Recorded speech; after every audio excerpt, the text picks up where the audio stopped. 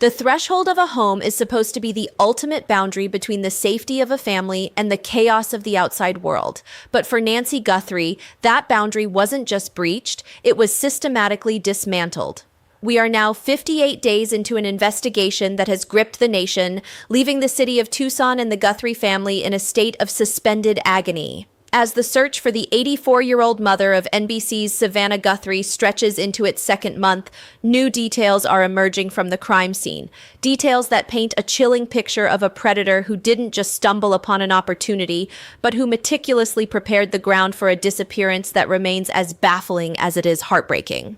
Today, we're peeling back the layers of what really happened at that Tucson residence, looking at the physical evidence that suggests a terrifying level of premeditation. If you are new to the February report, I'm February, and I'm here to walk you through the evidence the authorities haven't fully publicized yet, because understanding how Nancy was taken is the only way we'll ever find out where she is. The threshold of a home is supposed to be the ultimate boundary between the safety of a family and the chaos of the outside world. But for Nancy Guthrie, that boundary wasn't just breached, it was systematically dismantled. We are now 58 days into an investigation that has gripped the nation, leaving the city of Tucson and the Guthrie family in a state of suspended agony. As the search for the 84-year-old mother of NBC's Savannah Guthrie stretches into its second month, new details are emerging from the crime scene. Details that paint a chilling picture of a predator who didn't just stumble upon an opportunity, but who meticulously prepared the ground for a disappearance that remains as baffling as it is heartbreaking. Today, we're peeling back the layers of what really happened at that Tucson residence, looking at the physical evidence that suggests a terrifying level of premeditation.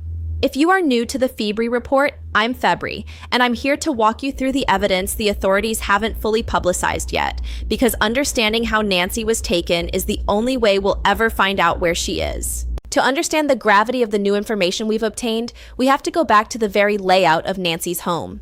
In the initial days following the disappearance, the narrative was somewhat fragmented.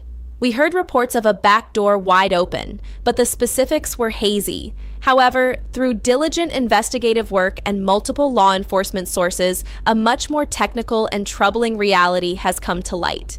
We aren't just talking about a door that was left ajar. We are talking about a specific strategic entry point that reveals the perpetrator's intent. The Guthrie home features a back patio area that is more complex than it appears from the street. To the left of the patio sofa, there is an entrance that leads directly into the kitchen. This isn't just one door, it's a dual door system consisting of a heavy interior door and an outer screen door. Sources close to the investigation have now confirmed that both of these doors were found propped open. This wording is critical. In a high-stakes news breakdown like this, we have to look at the mechanics. A door doesn't just stay propped open by accident. According to available reports, the perpetrator used Nancy's own potted plants, the very flowers she spent her time nurturing, to wedge these doors open. Analysts suggest this served a dual purpose. First, it created a silent, unobstructed path for the initial entry. Second, and perhaps more ominously, it established a hot exit. In the world of criminal profiling, specifically when looking at offenders like the Golden State Killer, propping doors is a hallmark of a predator who expects a struggle or needs to move a victim quickly without fumbling with latches or handles in the dark. This detail about the flower pots is particularly gut-wrenching for the family. To take something beautiful and domestic and turn it into a tool for a filthy, vile beast, as some have described the suspect, adds a layer of psychological cruelty to the crime. It suggests the person responsible spent enough time on that patio to feel comfortable manipulating the environment. They weren't just passing through, they were staging the scene. The manipulation of the property didn't stop at the kitchen door. The perimeter of the Guthrie estate was also compromised in a way that suggests a total tactical takeover of the premises. The back gate, the one situated between the main house and the guest casita, was also found propped open, once again using Nancy's flower pots. When you look at the geography of the house, this gate is the gateway to the driveway. By propping both the kitchen door and the side gate, the perpetrator created a straight-line kill corridor from the master bedroom to a potential getaway vehicle. Criminologists note that this level of environmental engineering usually points to a suspect who has performed pre-attack surveillance. They knew the gate might click shut. They knew the screen door might slam. They silenced the house before they ever stepped inside. This brings us to a haunting contradiction in the evidence. If the back of the house was so perfectly prepared for an exit, why does the physical evidence of the struggle lead toward the front? Multiple law enforcement sources have indicated that droplets of blood were found beginning in the front foyer, moving across the threshold of the front door, and continuing down the front walkway before abruptly stopping at the edge of the driveway. This discrepancy is what investigators are currently chewing on.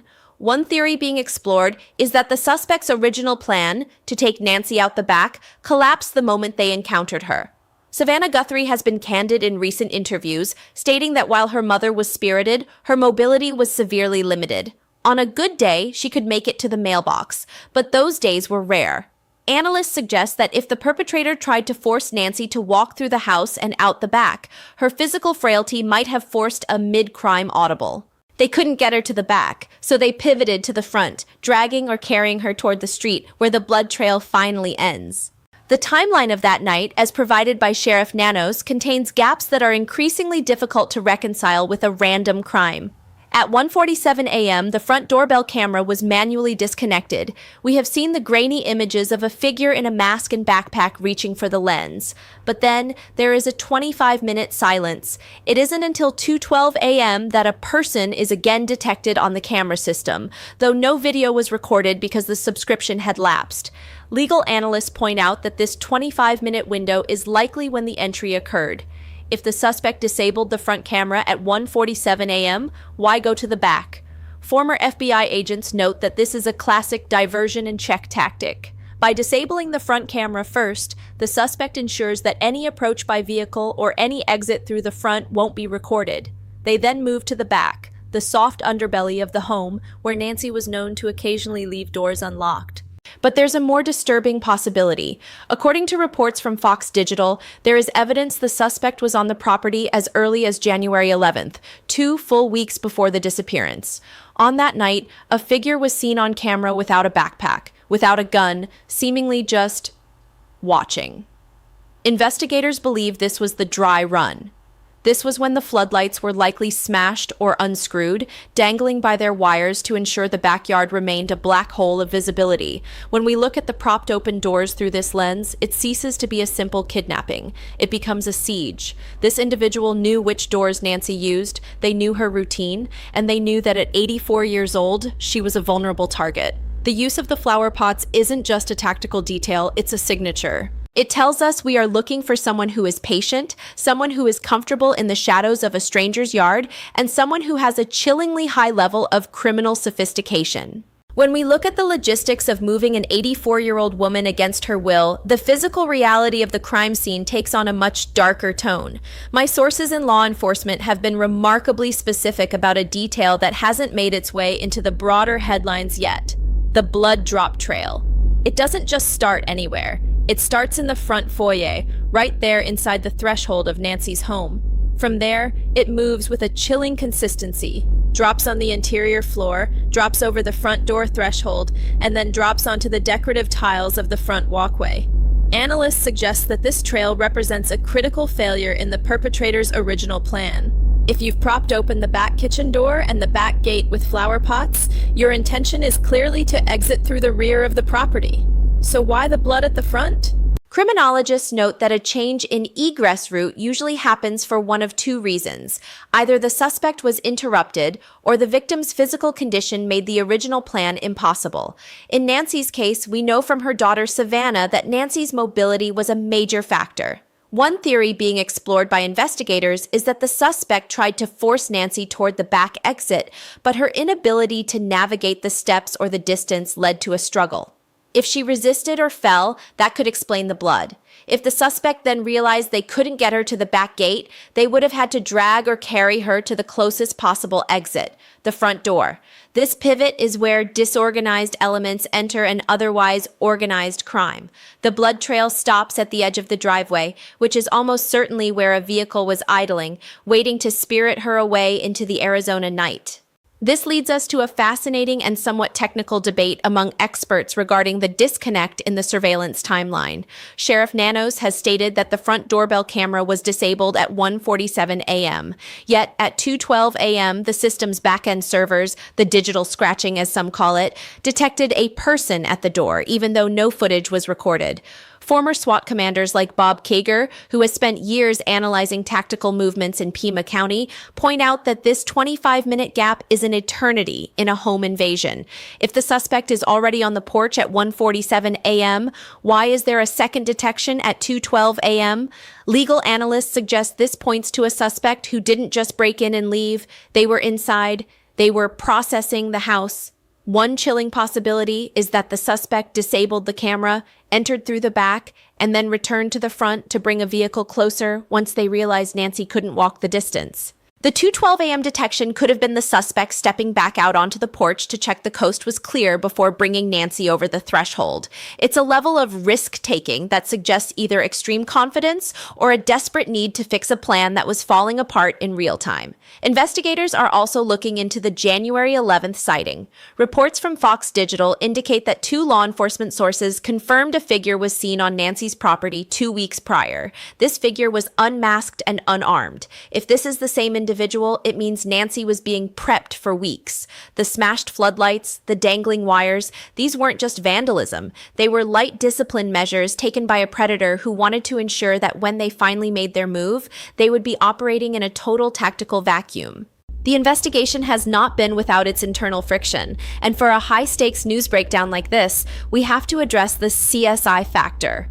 After Nancy disappeared, the Pima County Sheriff's Department processed the scene for approximately 30 hours before releasing it back to the family. To many, including the Guthrie family, this felt prematurely short for a case of this magnitude. When the FBI eventually joined the task force, they reportedly returned to the home to conduct more granular forensic sweeps. There is a reasonableness factor in law enforcement. You can't hold a house forever, but in a case where an 84-year-old woman is missing and blood is present, 30 hours is the blink of an eye. Forensic analysts point out that porous surfaces like the tiles on Nancy's front walkway are notoriously difficult to clean and can hold DNA or blood evidence long after the surface appears clear to the naked eye. There's also the question of the flower pots themselves. If the suspect handled these heavy pots to prop open the doors and gates, they likely left touch DNA or glove impressions. While the suspect was seen wearing gloves, criminologists note that transfer evidence is a persistent problem for criminals. If they touched their face, adjusted their mask, or handled a flashlight with those gloves, they could have transferred Nancy's DNA or their own onto those pots. These aren't just garden accessories anymore. They are the primary physical links to the perpetrator's movements. The Guthrie family has been in a state of tactical hiding, moving between secure locations as the media and the investigation intensified. Savannah Guthrie's recent comments about the utter agony of not knowing are a stark reminder of the human cost here. For weeks, the family stayed away from the house, likely because they were told the scene was still active, or because the physical reminders of what happened in that foyer were simply too much to bear. As we look toward the future of this case, we have to talk about the $1 million factor.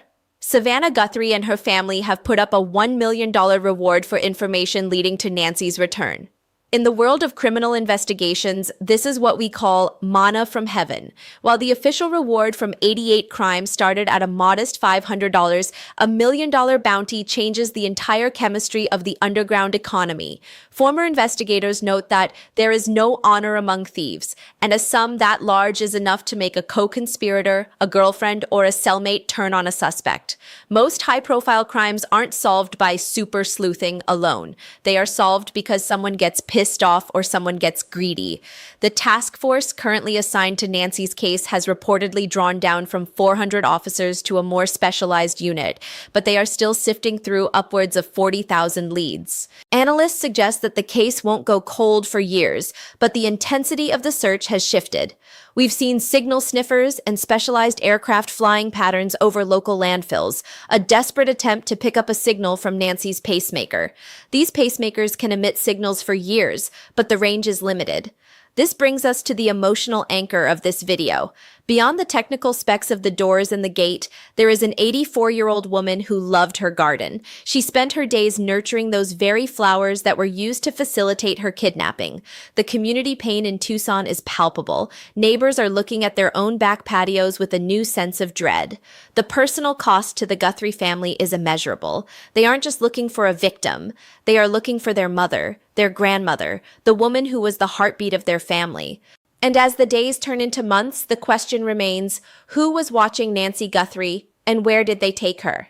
As the search for Nancy Guthrie reaches its 58th day, the focus has shifted from the desert scrub of Tucson to the sterile environment of a forensic laboratory. One of the most significant developments in recent days isn't about where Nancy might be, but about what the perpetrator left behind. We have confirmed through high-level sources that investigators are now leaning heavily on forensic genetic genealogy. This is the same technology used to crack the Golden State Killer case, and it represents the last best hope for a breakthrough when traditional DNA databases like CODIS come up empty.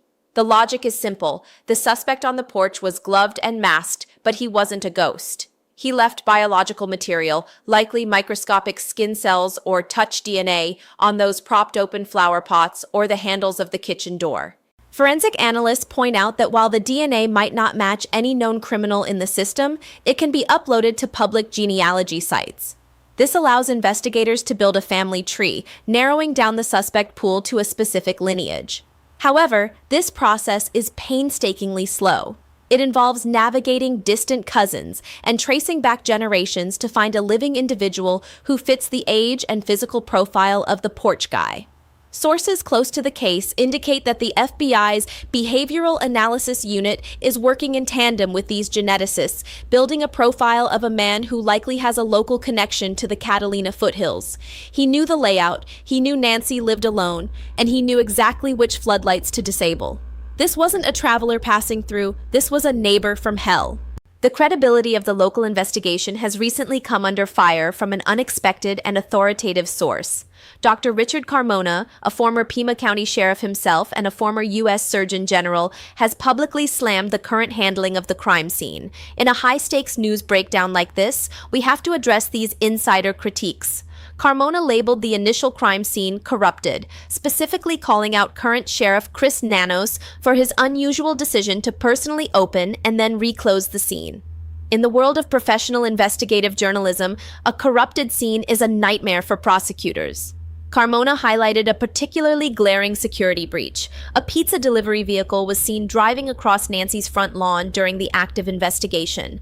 If a delivery driver can bypass police tape and roll over potential tire impressions or DNA evidence, what else was missed? Legal analysts suggest that if this case ever makes it to a courtroom, a defense attorney will have a field day with these procedural lapses.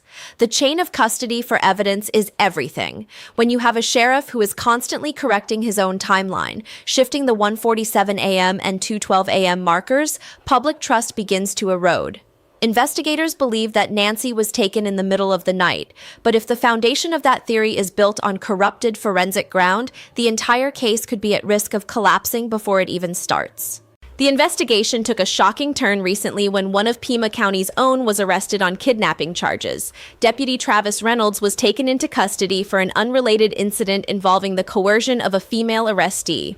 Naturally, the Tucson community exploded with speculation. Could Porch Guy be a member of the very department tasked with finding Nancy? We have analyzed this theory with former FBI agents, and the consensus is currently leaning toward no. Expert Jennifer Coffindaffer has noted that the modus operandi, MO, is fundamentally different. Reynolds allegedly used his position of authority to prey on women already in the system, a sexual predator profile. The individual who took Nancy Guthrie, however, is a stalker-abductor. The Porch Guy showed a level of tactical discipline, masking, gloving, disabling cameras, and propping doors that doesn't align with Reynolds' alleged crimes. Furthermore, analysts suggest the physical build and the specific firearm visible in the doorbell footage do not match the standard issue equipment or the physical stature of the arrested deputy. While it is a black eye for the department and further damages the public's faith in Sheriff Nanos, it appears to be a tragic coincidence rather than a direct link to Nancy's disappearance.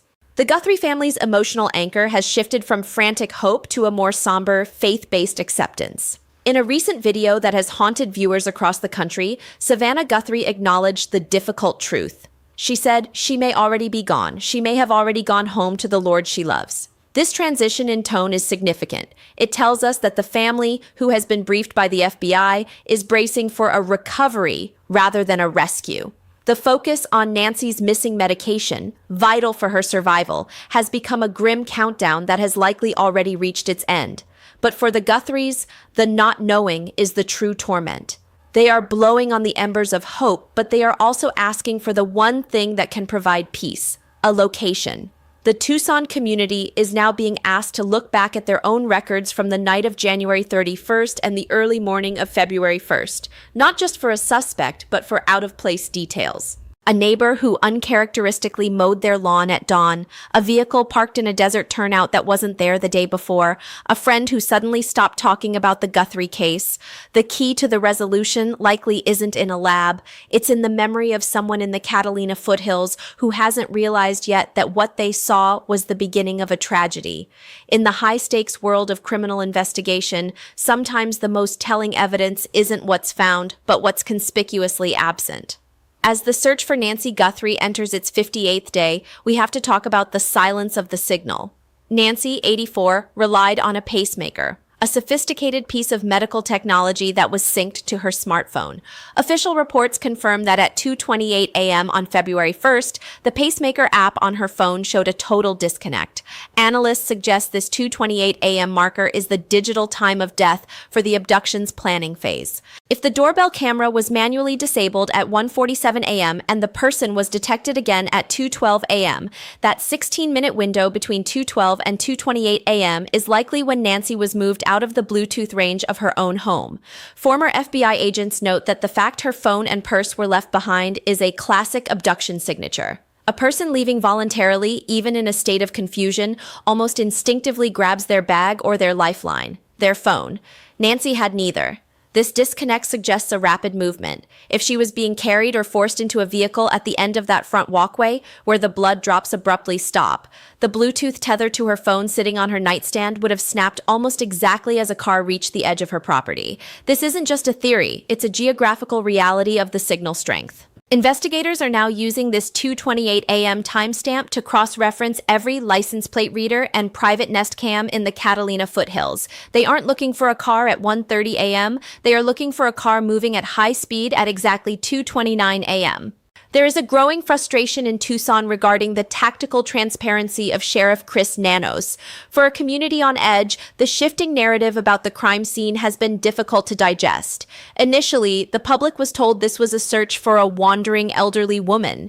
It took nearly 48 hours for the department to admit they were looking at a violent home invasion. Legal analysts point out that this delay may have been catastrophic.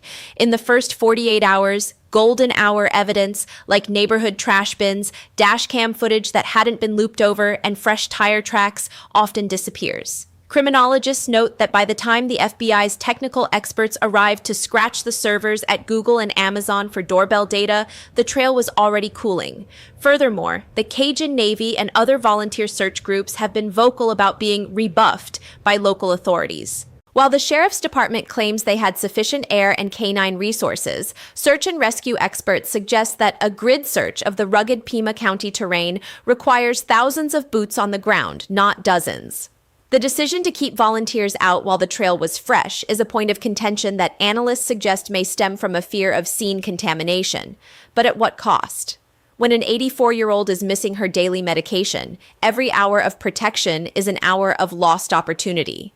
We have to address the Rio Rico connection, a detail that has quietly permeated the investigation's lower layers. Rio Rico, a community south of Tucson toward the border, became a sudden point of interest in mid-February. Sources close to the case indicate that cell tower pings from an unidentified device, possibly linked to a burner phone used by the suspect, were tracked moving toward this southern corridor.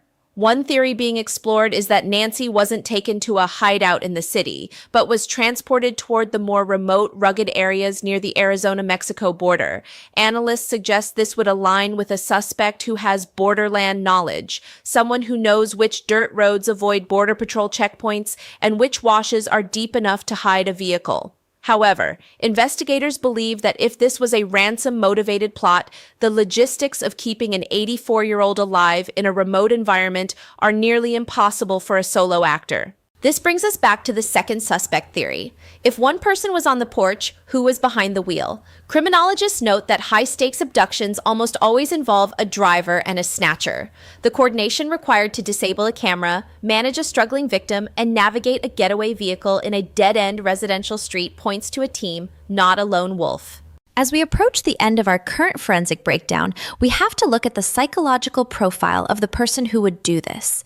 The use of the flower pots to prop the doors is a detail that bothers every professional investigator I've spoken to. It shows a lack of criminal equipment. A professional kidnapper brings doorstops or wedges.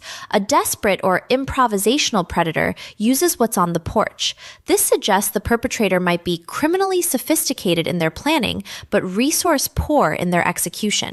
They had the foresight to mask up and wait for the son-in-law to leave at 9:50 p.m., but they used Nancy's garden supplies to keep the doors open. This mixed profile is often seen in individuals who have spent time in the system.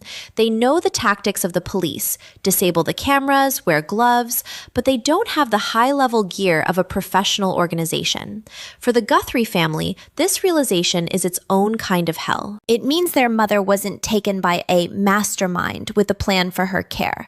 She was taken by someone who was making it up as they went along. Savannah Guthrie's appeal for proof of life has gone unanswered for nearly 2 months. The $1 million reward remains unclaimed. The blood on the porch has been washed away by time, but the digital trail remains. As we wait for the next break, we are reminded that in the desert, secrets stay buried only until the wind shifts.